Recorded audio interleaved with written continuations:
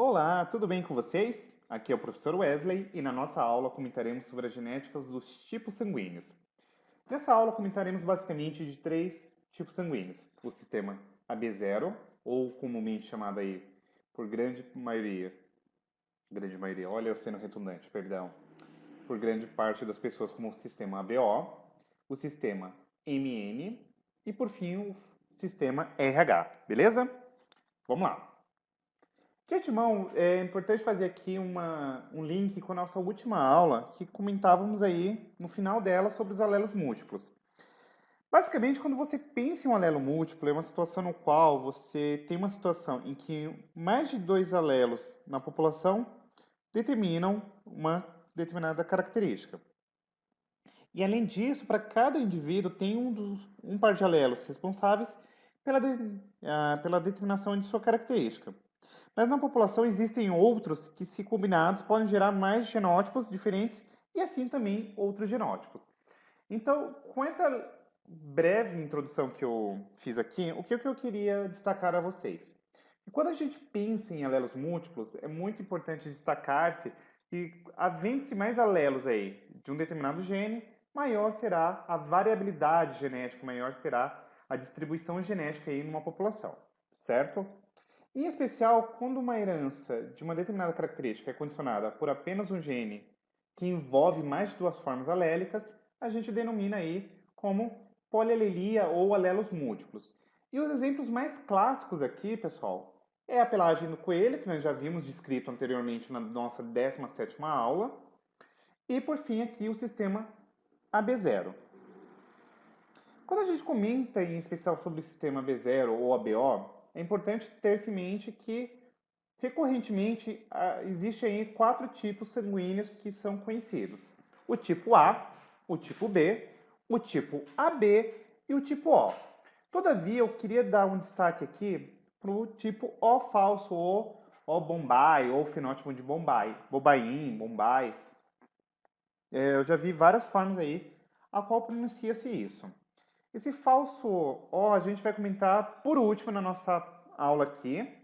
E aí eu vou destacar para vocês o que é isso. Mas de antemão eu já destaco que seria uma pessoa que fenotipicamente ela se assemelha a uma pessoa do tipo O, todavia, quando a gente vai analisar o genótipo mesmo, ela pode ser do tipo A ou do tipo B, tá bom? Vamos lá?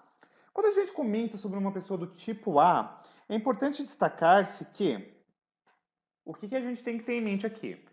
Dois elementos. Uma coisa a qual nós chamaremos de antígeno e outra a qual nós chamaremos de anticorpos. E isso está atrelado aqui com hemácias, tá bom? E como que funciona isso daqui?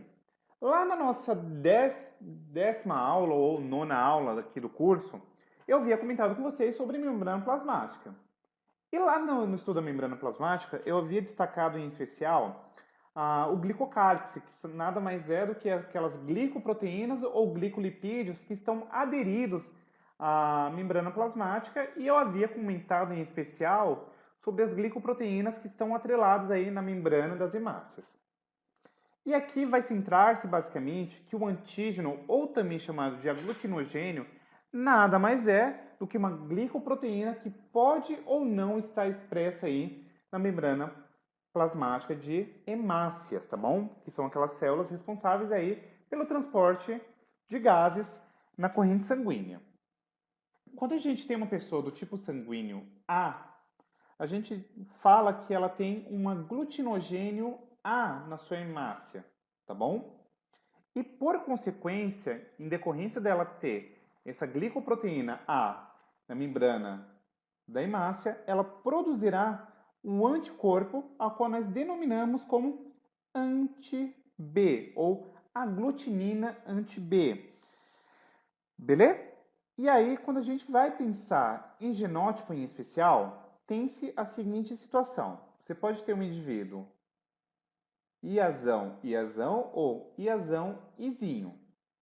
E daqui a pouco a gente vai compreender aqui o que são esses alelos propriamente dito e quais são as suas relações.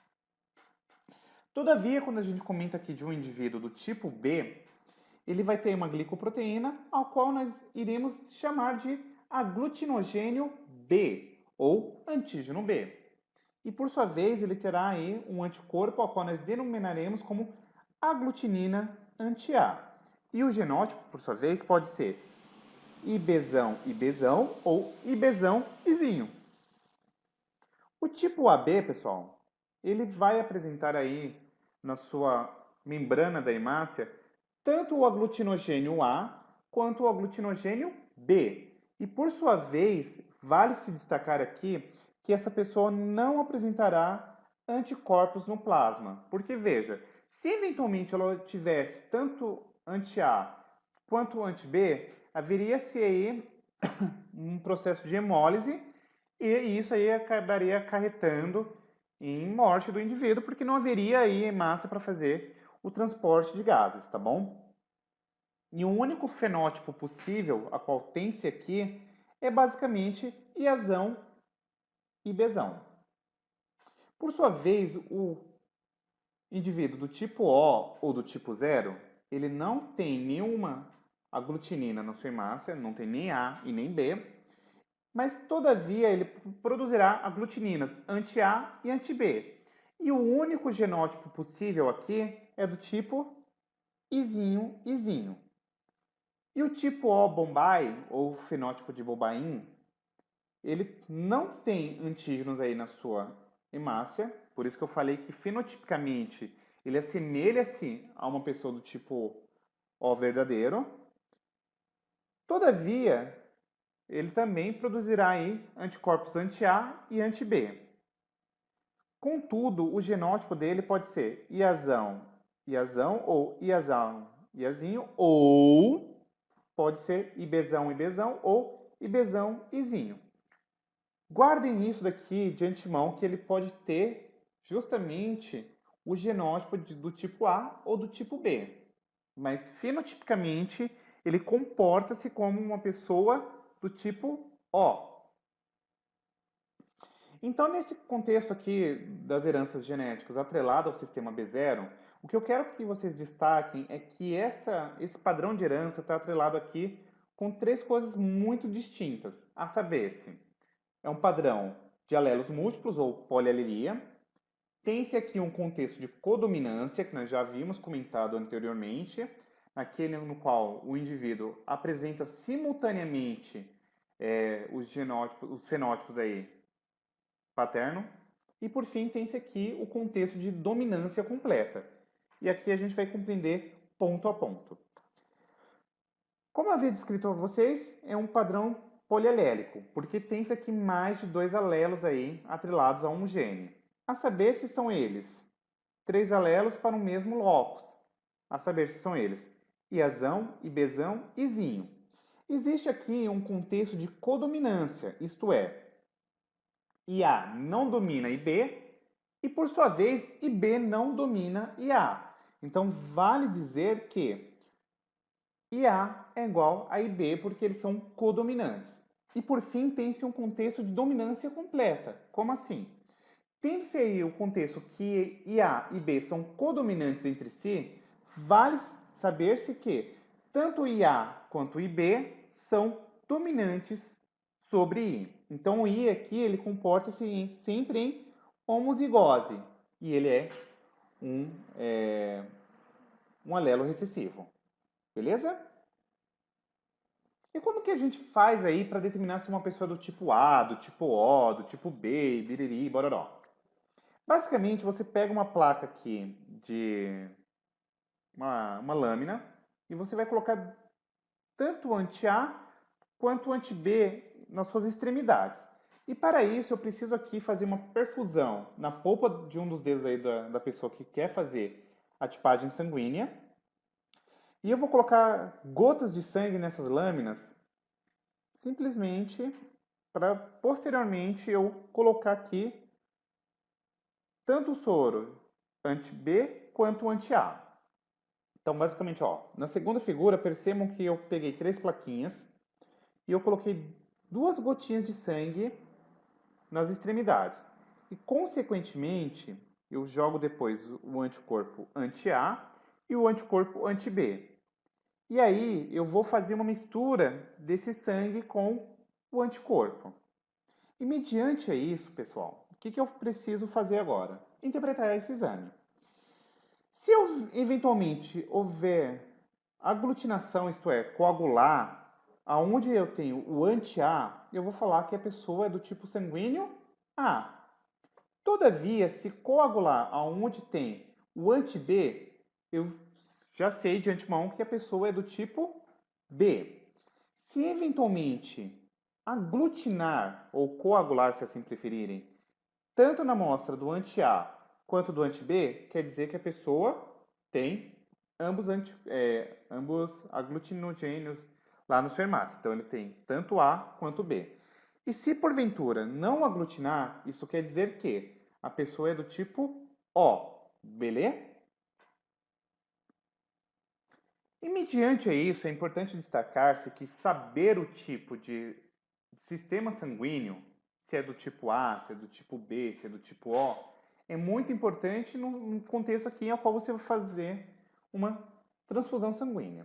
E quem descobriu esse rolê aqui de estudar essas relações para eventualmente não levar indivíduos à morte foi esse cara aqui que nós chamamos de Carl Landstein. O Landstein ele fez daqui lá no início do século XX e ele acabou ganhando um prêmio Nobel em decorrência aí de vários experimentos que basicamente concominavam em tentar elucidar o porquê que algumas pessoas morriam aí após transfusão sanguínea. E o que ele ficou, esse grande homem aqui descobriu? Que a pessoa do tipo O, ela pode doar sangue para outros indivíduos do tipo O, ele pode doar sangue para um indivíduo do tipo B, tipo A, perdão. Esse indivíduo do tipo A, ele pode doar sangue para outro indivíduo do tipo A. O tipo O também consegue doar sangue para indivíduo do tipo AB. E esse indivíduo do tipo O, ele também consegue doar sangue para o tipo B. E o tipo B, ele consegue fazer transfusão aí para outro indivíduo do tipo B. Além disso, vale se destacar que o tipo A consegue doar sangue para uma pessoa do tipo AB e a pessoa do tipo B consegue doar sangue para uma pessoa do tipo AB. Mediante isso, o que eu quero que vocês saibam? Que a pessoa do tipo AB ela pode doar para outra pessoa do tipo AB, perdão.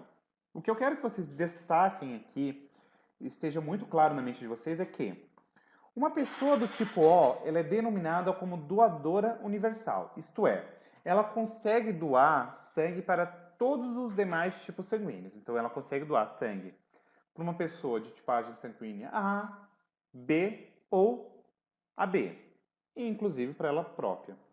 E as pessoas do tipo sanguíneo AB, elas são ditas como receptoras universais. Isto é, elas conseguem receber transfusão sanguínea de qualquer outro tipo sanguíneo, tipo O, tipo A ou do tipo B. Beleza? E aqui eu queria falar sobre o falso O, ou fenótipo de Bobain. Basicamente, o que significa isso daqui? Você tem aí um gene que vai formar aí um precursor polissacarídeo que concomina na formação aí de um gene que a gente chama de agazão. Esse gene agazão, ele pode formar uma proteína, ou também chamada de substância H, que vai ser responsável por formar aqui tanto a substância do tipo A quanto a substância do tipo B. Isto é, esse precursor polissacarídeo vai concominar na formação do polissacarídeo ou da glicoproteína do tipo A ou do tipo B, beleza? Todavia, percebam que esse precursor polissacarídeo aqui, ele pode ter também aqui uma relação de dominância completa. Veja, ó, tem um Hzão, Hzão, ou Hzão, Hzinho, e se você tiver um indivíduo aqui do tipo Hzinho, Hzinho, você tem um precursor inalterado, e isso daqui acaba concominando no indivíduo do tipo O verdadeiro. Todavia, pode acontecer um contexto no qual o indivíduo que tem essa substância H, ele comporta-se fenotipicamente igual a um indivíduo do tipo A ou do tipo B, fenotipicamente ele assemelha-se ao indivíduo do tipo O, corrigindo minha fala. Todavia, ele pode genotipicamente assemelhar-se ao indivíduo do tipo A e do tipo B. Esse fenótipo de Bobain, ele foi descrito aqui no ano de 1952, se não me falha a memória, na cidade de Bobain, que fica lá na Índia. É um evento assim extremamente raro, mas eu acho que era importante destacar-se isso daqui para vocês. O que acontece?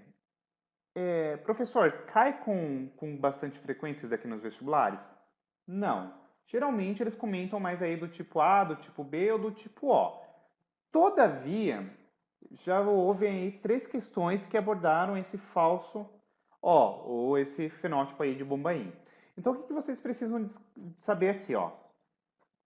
Um indivíduo com o fenótipo de Bobain, ele vai ter 2 genes atrelados, ó. Tem esse primeiro gene aqui, que ele tem uma relação de dominância completa, e tem esses genes aqui que tem uma relação de codominância em relação ao I, certo?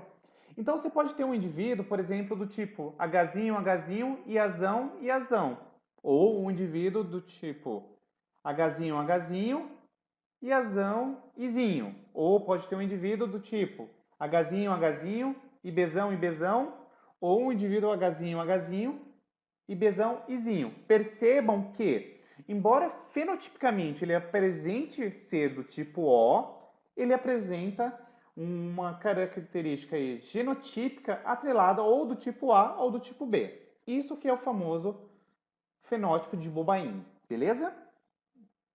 Isso daqui, como eu havia descrito, foi descoberto lá em 1952 e está aqui atrelado a essa questão da proteína H, que pode concombinar aí nesse falso tipo sanguíneo O, tá bom?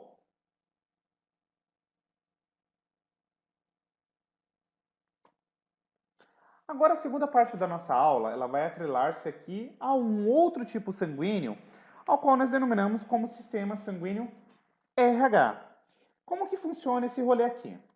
Lá na década de 40, o mesmo cara que fez os trabalhos aí para o sistema BO, ele relataram a descoberta de um outro fator que denomina-se como fator RH, e isso daqui deriva do nome aí do macaco chamado rhesus.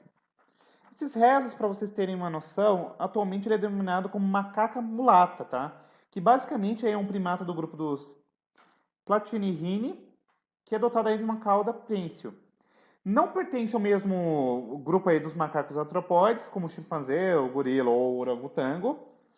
Todavia, apresenta-se aí mais próximos ao ser humano, tá bom? No entanto, há algum parentesco evolutivo aí entre os humanos e o macaco rhesus aí, que foi evidenciado por provas bioquímicas, tá?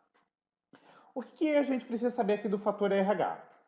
Basicamente, eles suspeitavam que 85% aí das pessoas apresentavam o mesmo antígeno encontrado no sangue do macaco rhesus. Eu escrevi errado aqui, não sei porquê, né? E esse antígeno aí, ele ficou conhecido como RH, iniciais de rhesus. E como que funciona esse rolê aqui? Eles fizeram aí essa análise e basicamente é mais ou menos semelhante ao que a gente faz lá na tipagem sanguínea, tá bom? Eu vou explicar com mais detalhe daqui a pouco. Você pega aí o macaco rhesus, faz a injeção do sangue desse macaco rhesus num coelho, esse coelho começa a produzir anticorpos anti-RH e esses anti-RHs aí são utilizados justamente para fazer a tipagem sanguínea posteriormente. Mediante isso, eu pego esse anti-RH, jogo aí numa lâmina e eu coloco em cima aí uma gota de sangue. Misturo esse sangue com esse anticorpo e eu observo se houve aglutinação ou não. Se eventualmente ocorrer aglutinação, a gente fala que a pessoa é do fator RH positivo. Então houve interação entre os anti-RH e os antígenos RH que estão aí também presentes na superfície de hemácias. Quando não ocorre aglutinação, a gente fala que a pessoa é do tipo sanguíneo RH negativo. Isto é, não houve interação aí dos anticorpos com as hemácias desprovidos aí do antígeno RH, tá bom? Anticorpos anti-RHs não são encontrados naturalmente aí nas pessoas, sendo eles apenas presentes em indivíduos aí que foram sensibilizados previamente com sangue de tipagem sanguínea diferente. O que significa isso? Se eventualmente uma pessoa receber uma transfusão sanguínea de um fator RH diferente, isso vai sensibilizá-la e, por sua vez, ela começa a produzir aí anticorpos. Então, no plasma, o anticorpo anti-RH não acontece naturalmente, tá bom? Como no sistema BO. No entanto, ele pode ser formado aí, no caso de uma pessoa de RH negativo que recebeu RH positivo. E esse problema aqui nas transfusões de sangue não é tão grave quanto lá o sistema BO. Todavia,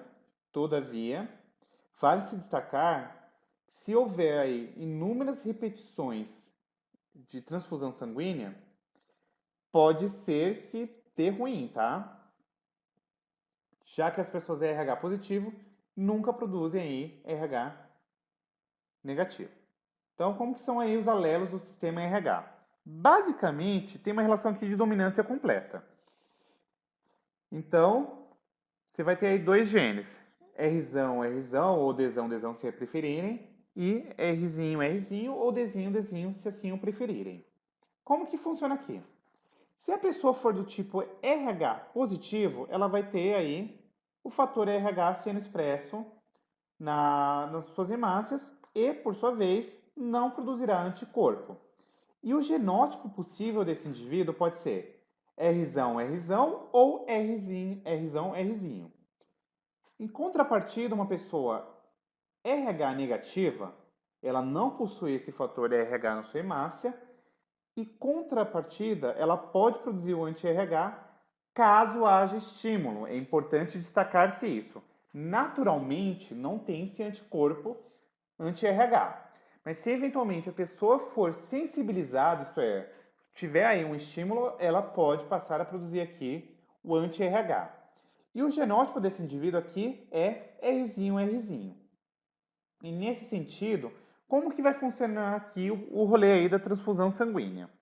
A transfusão sanguínea entre esses indivíduos, considerando o sistema RH, deve seguir alguns preceitos. Primeiro, indivíduos do RH positivo podem receber sangue do mesmo tipo RH positivo e também do RH negativo quando este aí apresenta-se em heterozigose, tá bom? Então, o que que acontece? Rzão pode receber de Rzão, Rzinho. No entanto, uma pessoa Rzão, Rzinho não pode receber de uma pessoa Rzinho, Rzinho. Da mesma forma que o Rzinho, Rzinho pode receber transfusão sanguínea do Rzão, Rzão. Perdão, deixa eu reformular aqui que eu falei merda.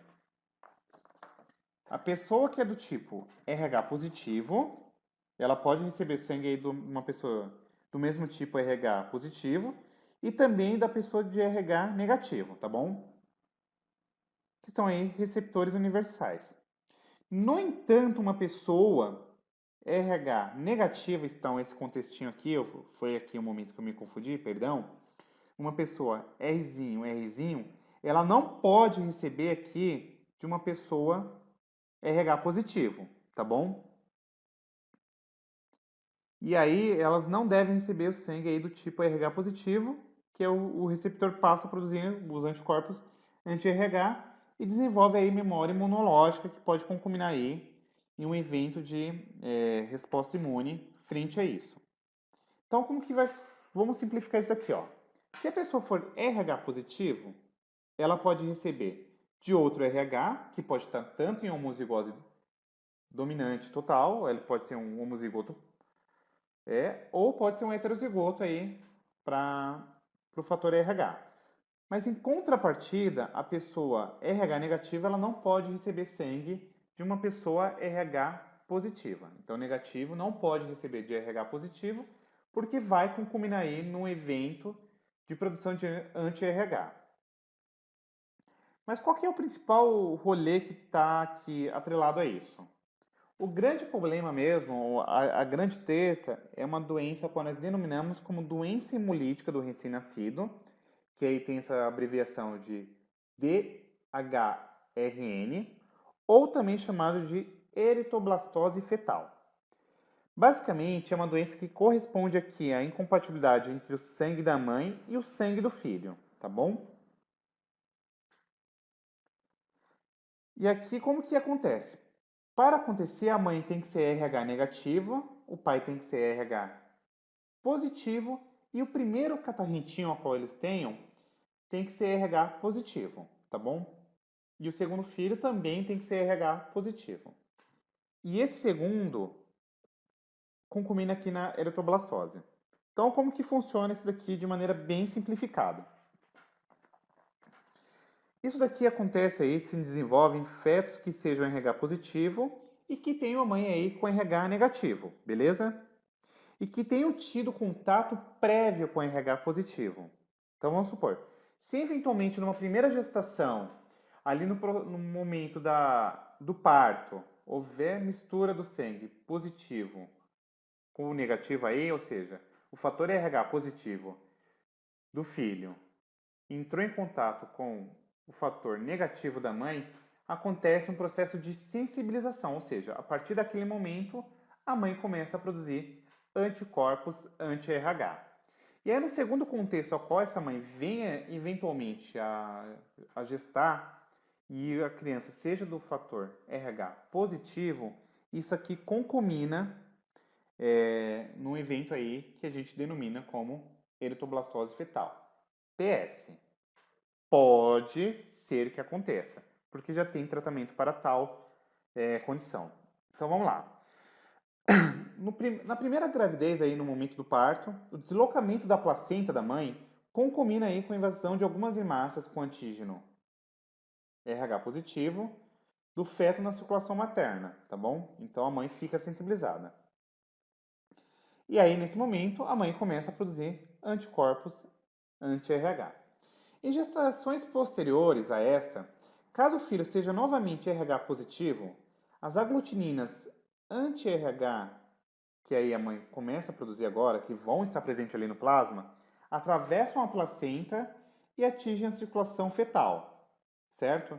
E a ativação desses anticorpos da mãe aglutinina as hemácias da criança, provocando um evento ao qual nós denominamos como hemólise, ou seja, quebra aí da hemácia, certo?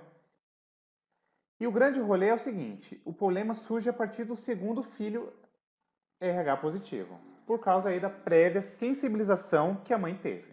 Então, basicamente, resumindo, a mãe é RH negativa, casou-se com o pai RH positivo, teve um primeiro catarrentinho RH positivo, consequentemente, aconteceu aí um deslocamento da placenta, passou a hemácia do catarrentinho para a mãe começa a produzir anticorpos anti-RH, certo?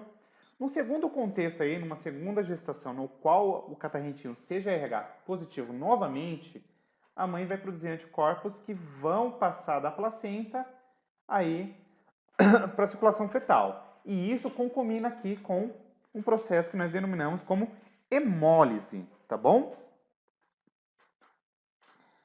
Quais são aí a sintomatologia, como que é feito o processo de prevenção e eventualmente tratamento se acontecer aí o rolê.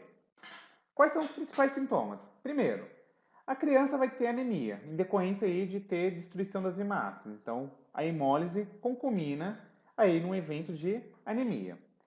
Tem-se aqui também um fenômeno que nós denominamos como icterícia, ou seja, ao cúmulo de bilirrubina.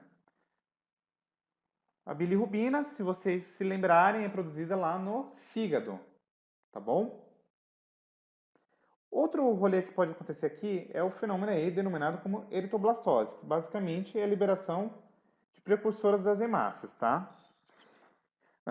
Além disso, vale se destacar que você tem aqui um fenômeno denominado como hepatoesplenomegalia, hepatoesplenomegalia, nossa, que nome difícil, né? Que é basicamente um aumento simultâneo tanto do baço quanto do fígado. E aí você pode ter eventos também de lesão tecidual. Basicamente, são atrelados aqui problemas neurológicos e também circulatórios. Então, as destruições aí de hemácias pelo fígado, basicamente a hemoglobina, libera pigmentos aí na corrente sanguínea, principalmente a bilirrubina, que vai impregnar na pele e nos tecidos. Então, a pessoa tem um caráter aí mais amarelado. Como que a gente trata esse rolê aqui? O tratamento é por uma exotransfusão sanguínea e, consequentemente, o banho de luz. Então, a transfusão com RH negativo no bebê logo ao nascer evita que as hemácias do bebê sejam atacadas pelos anticorpos anti-RH da mãe presentes no organismo do recém-nascido, e após um certo período, os anticorpos maternos são destruídos e deixarão de atuar, tá bom? A criança produzirá aí novas hemácias do tipo RH positivo, de acordo com o seu fenótipo. Então, você faz aí uma exotransfusão, justamente para você tentar minimizar esse evento inicial aí de ataque do sistema imunológico. E aí, depois de um certo período de tempo, você faz com que naturalmente produza-se aí as hemácias com fator RH positivo. E como que previne-se aqui esse rolê? Basicamente, contastada aí, caso você contaste a probabilidade do casal gerar filhos com a doença hemolítica do recém-nascido, ou seja, naquele contexto no qual o pai é RH positivo e a mãe é RH negativo, a gente faz aí já todo um preparo para evitar que isso concomine na doença. Após o nascimento do primeiro filho aqui com fator RH, é acabado inoculado aí na mãe um soro que a gente chama de Rogan, tá? Que é basicamente um soro anti-RH que vai promover aí a destruição de hemácias RH que ela recebeu do filho, evitando com que ela seja sensibilizada, certo? Então esses anticorpos aí destroem as hemácias fetais antes que ocorra a indução aí do sistema imunológico da mãe. E em casos aí em que tanto a mãe quanto o filho são RH negativo ou ambos RH positivo, não há possibilidade aqui de desenvolvimento da doença. Então, isso é só num contexto no qual a mãe é RH negativa e o filho é RH positivo, tá bom? E por fim, um último sistema aqui que vale destaque, embora não caia com tanta frequência nos vestibulares, é o sistema MN. Tá? Ele não apresenta aí uma grande relevância para o processo de transfusão sanguínea. E por fim, o sistema MN ele apresenta dois alelos aí na população, o M e o N, tratando-se aqui um caso de codominância, por sua vez. No plasma, os anticorpos anti-M e N não acontecem naturalmente, como no sistema BO, e o anticorpo, no entanto, pode ser formado se uma pessoa do tipo M recebe sangue de uma pessoa do tipo N. E esse problema nas transfusões não é tão grave, a não ser que aconteça aí inúmeras transfusões, tá bom? Além disso, como eu havia descrito anteriormente, os alelos do sistema MN são codominantes entre si. E por fim, quais são aqui os possíveis genótipos, anticorpos e antígenos? Se você é do tipo M, você vai ter um antígeno do tipo M e você produzirá aí anti-N caso você receba o tipo N aí. Ou seja, se você for sensibilizado, você passa a produzir anti-N. Do contrário, naturalmente não vai ser produzido nada. E o genótipo desse indivíduo aqui é MM. Se você é do tipo N, você pode produzir o anticorpo anti-M, caso haja aí a sensibilização, e o indivíduo aqui é NN. E se eventualmente for do tipo MN, ele vai apresentar tanto o tipo M quanto o tipo N e não produz nenhum anticorpo. E o genótipo, por sua vez, é MN. Simples assim, certo? Então, a nossa aula, basicamente, ela paira sobre isso. Então, recapitulando aqui. É importante destacar-se, em especial, que tem uma relevância muito grande, o sistema RH, inerente aí à doença hemolítica do recém-nascido, ou seja, naquele contexto que a mãe é RH negativo, o filho é RH positivo, pode dar ruim. Sistema MN é um caso de codominância e o sistema AB0 é um contexto no qual acontece polialelia, codominância e dominância completa. Beleza? Espero que a aula tenha ficado claro. Se vocês puderem dar um joinha, um comentário aí e compartilhar para os amigos, eu fico muito agradecido, tá bom? Beijão e até a nossa próxima aula. Fui!